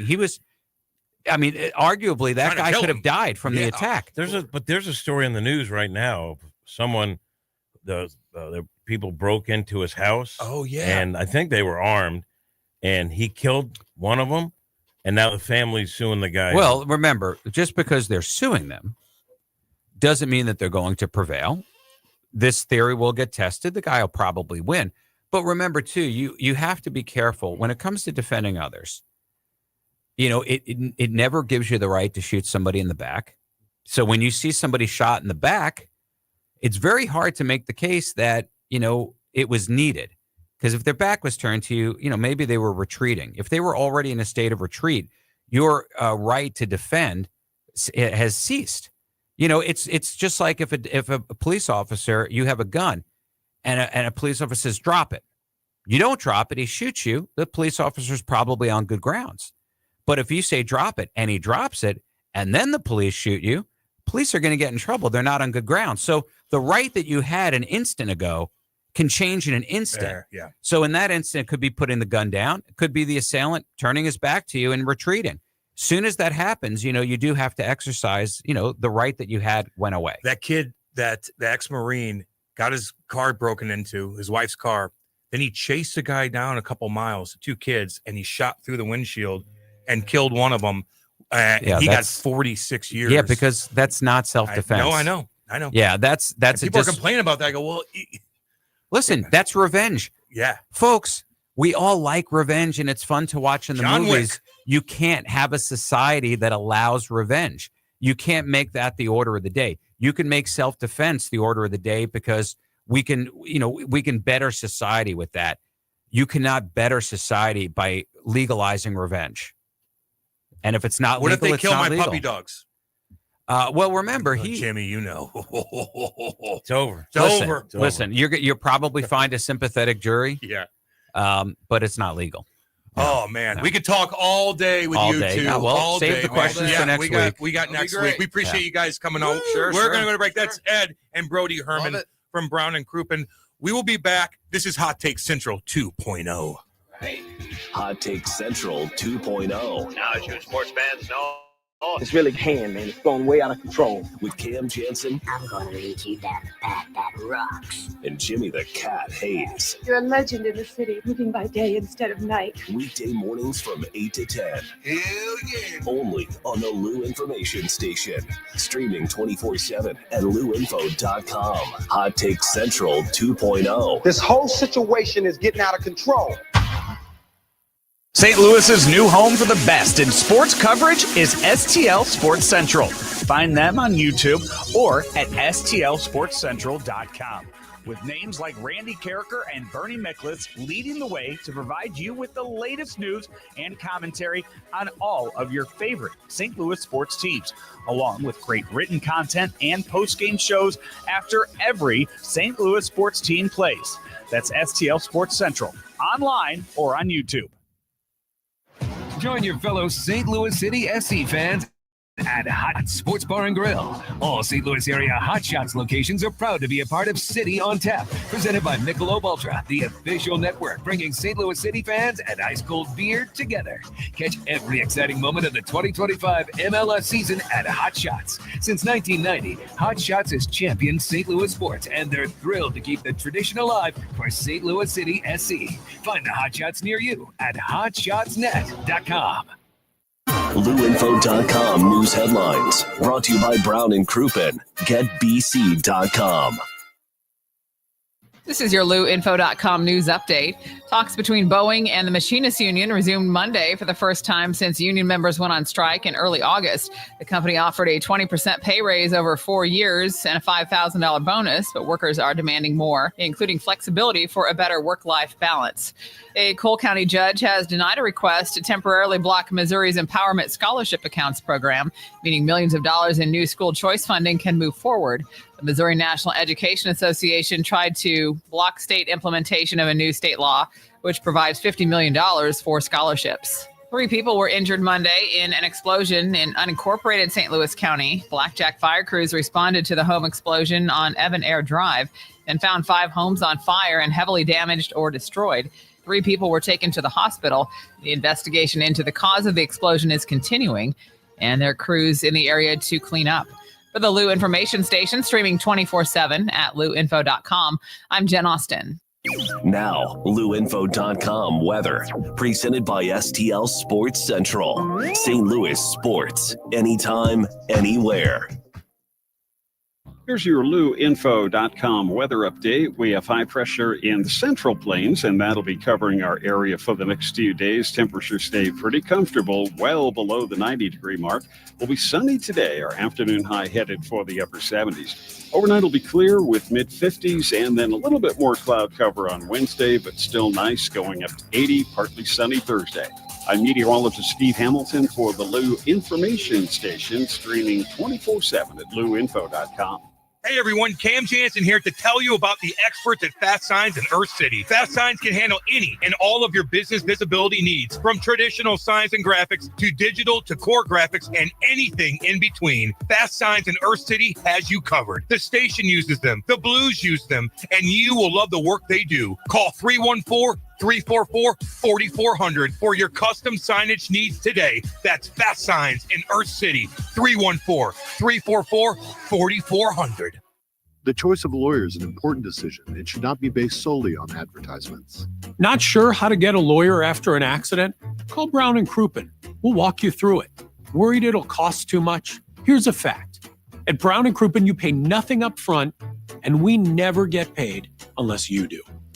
When you're our client, you'll have all your questions answered, all for free. Hurt? Get the facts and help you need. Call Brown and Crouppen now. Back to more of Hot Take Central 2.0 with Cam Jansen. The most perfectly trained athlete ever. And Jimmy the Cat Hayes. I'm an influential and respected man. On the Lou Information Station. Streaming 24/7 at louinfo.com. Hot Take Central 2.0. Yeah. 9:54 on a Tuesday. Beautiful Tuesday. I got nothing to do after this. I'm pretty pumped about that. This is the Lou Information Station, live and on demand at louinfo.com. We're on YouTube at Lou Info on YouTube. Like and subscribe. Do your thing, baby. Do your thing. Let me tell you a little something about the Audi Exchange in Kirkwood, Missouri, right there. My boy Neil Westfall is doing damn good things over there. Beautiful, beautiful vehicles. You ready to electrify your drive? Audi Kirkwood invites you to experience the all-new 2025 Audi Q6 e-tron. The future of luxury EVs is here. For a limited time, take advantage of the 0.99% APR financing for 72 months on the Q6 e-tron. That's high performance with smart financing. Plus, explore a great selection of your Audi favorites, including the all-new 2025 Audi Q5. It's redesigned and ready to impress. Don't miss out. Up to $7,500 federal tax credit available on select EVs and plug-in hybrids.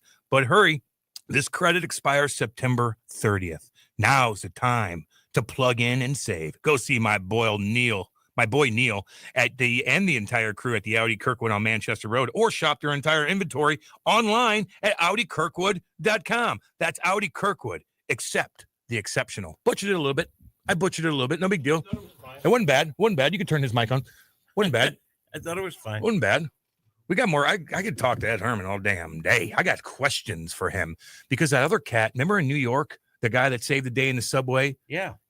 He faced charges, found not guilty. But that was a pain in the ass. Either way. Could have gone either way. That was ooh.